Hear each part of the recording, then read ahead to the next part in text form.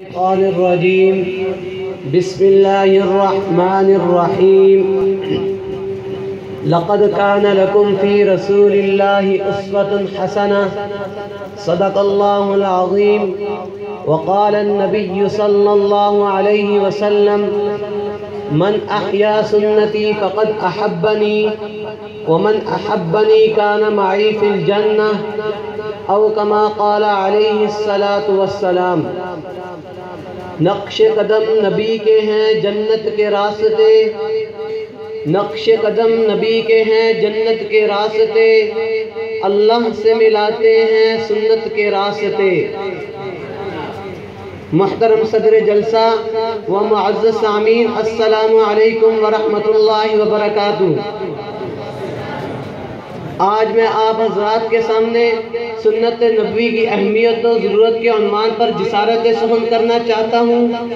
سامعین محترم، کسی بھی عمل کی اہمیت کو جاننے کے لیے سب سے بامرز کتاب قرآن مجید ہے، اور قرآن مجید میں اللہ تعالیٰ نے اپنی اطاعت کے ساتھ اپنے رسول کی اطاعت کا حکم دیتے ہوئے ارشاد فرمایا: اطیعوا اللہ و اطیعوا الرسول، یعنی اللہ کی اطاعت کرو اور اس کے رسول کی اطاعت کرو. اور ایک اور جگہ پر ارشاد ہوتا ہے: من یطع الرسول فقد فاز فوزا عظیما، یعنی جس نے رسول اللہ کی اطاعت کی وہ بڑی کامیابی سے کامیاب ہو گیا. اور ایک جگہ پر حضور علیہ السلام کی ساری زندگی کو بہترین نمونہ قرار دیتے ہوئے ارشاد فرمایا: لقد کان لکم فی رسول اللہ اسوۃ حسنہ. بلکہ ایک جگہ اس سے بڑھ کر فرمایا: من یطع الرسول فقد اطاع اللہ، یعنی جس نے رسول اللہ کی اطاعت کی اس نے اللہ کی اطاعت کی. اور اللہ کی اطاعت اس وقت تک نہیں ہو سکتی جب تک اس کے رسول کی اطاعت نہ ہوگی. اسی لیے تو شاعر نے کیا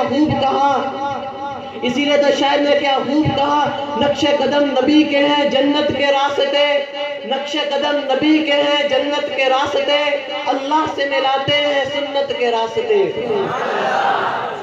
سامعین محترم، ہر عبادت کی قبولیت کے لیے شرط ہے کہ وہ حضور علیہ السلام کے طریقے پر ہو. نماز ایک عظیم عبادت ہے.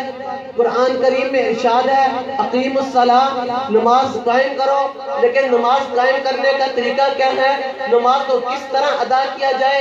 تو اس کے لیے رسول اللہ صلی اللہ علیہ وسلم نے ارشاد فرمایا: صلوا کما رأیتمونی اصلی، تم نماز کو اس طرح پڑھو جیسا کہ تم مجھے نماز پڑھتے ہوئے دیکھتے ہو.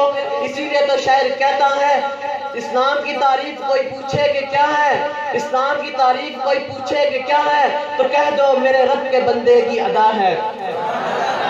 سامعین محترم، اتباع سنت کی وہ حقیقت ہے جو محبت رسول صلی اللہ علیہ وسلم کی دلیل ہے.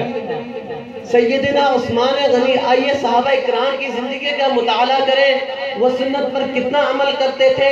سیدنا عثمان غنی رضی اللہ تعالی عنہ کو صلح حدیبیہ کے موقع پر جب مکہ کی طرف قاصد بنا کر بھیجا گیا تو ان کا تہبند سنت کے مطابق پنڈلی سے اوپر تھا، ان کا تہبند سنت کے مطابق پنڈلی سے اوپر تھا. تو مکہ کے سردار نے کہا: اے عثمان، تہبند نیچے کرو، اتنا اوپر کیوں اٹھایا ہوا ہے؟ تو عاشق رسول نے جواب دیا: میں نے حضور علیہ السلام کو اسی طرح کرتے دیکھا ہے اور میں اس کی مخالفت نہیں کر سکتا. اور اسی طرح ایک اور صحابی حضرت حذیفہ بن یمان رضی اللہ تعالی عنہ ایران پر حملے کی نیت سے گئے تو کسریٰ نے ان کو اپنے دربار میں بلایا مذاکرات کے لیے. تو یہ حضرات جب وہاں گئے تو تواضع کے طور پر کھانا پیش کیا گیا. تو حضرت حذیفہ بن یمان رضی اللہ تعالیٰ عنہ نے کھانا شروع کیا تو ان کے ہاتھ سے ایک لقمہ نیچے گر گیا، تو حضور علیہ السلام کی حدیث ہے کہ کھانے کے دوران جب کوئی لقمہ نیچے گر جائے تو اس کو اٹھا کے کھا لو، کیونکہ معلوم نہیں کہ کھانے کے کس حصے میں اللہ نے برکت رکھی ہے، اس لیے اس کی ناقدری نہ کرو. جب حضرت حذیفہ بن یمان رضی اللہ تعالیٰ عنہ کے ہاتھ سے نوالا نیچے گرتا ہے تو وہ اس کو اٹھانے لگتے ہیں. تو ساتھ بیٹھے صحابی ان کو کوئی مار کر کہتے ہیں: یہ کیا کر رہے ہو، یہ دنیا کی سپر طاقت ہے، ان کے دلوں میں تمہاری وقت نہیں رہے گی، یہ نوالا اٹھا کر کھانے کا وقت نہیں، اسے چھوڑ دو. تو حضرت حذیفہ بن یمان رضی اللہ تعالیٰ عنہ نے کیا عجیب جملہ ارشاد فرمایا، اترک سنت رسول اللہ لہؤلاء الحمقاء، کیا میں رسول اللہ کی سنت کو چھوڑ دوں ان احمقوں کے لیے؟ چاہے تو یہ مجھے ذلیل کرے، چاہے یہ مجھے عزت دے، چاہے یہ مجھے اچھا سمجھے برا سمجھے، لیکن میں رسول اللہ کی سنت کو نہیں چھوڑ سکتا۔ اسی لیے تو کسی نے کیا خوب کہا، محبوب دو جہاں سے الفت تھی بہت اچھی، محبوب دو جہاں سے الفت تھی بہت اچھی، صحابہ کے دامن میں یہ دولت تھی بہت اچھی، قرآن بہت اچھا، سنت بہت اچھی، اس پہ چلے صحابہ کی وہ جماعت بہت اچھی۔ سامعین محترم، جس طرح صحابہ کرام نے حضور علیہ السلام کی غلامی کی تو ساری دنیا ان کے قدموں میں آ گئی، اگر ہم بھی حضور علیہ السلام کی غلامی کریں گے تو ساری کائنات ہماری غلام بن جائے گی۔ اسی لیے کسی شاعر نے کیا خوب کہا کہ محمد سے وفا تو نے تو ہم تیرے ہیں، کہ محمد سے وفا تو نے تو ہم تیرے ہیں، یہ جہاں کیا چیز ہے لوح و قلم تیرے ہیں، وما علینا الا البلاغ۔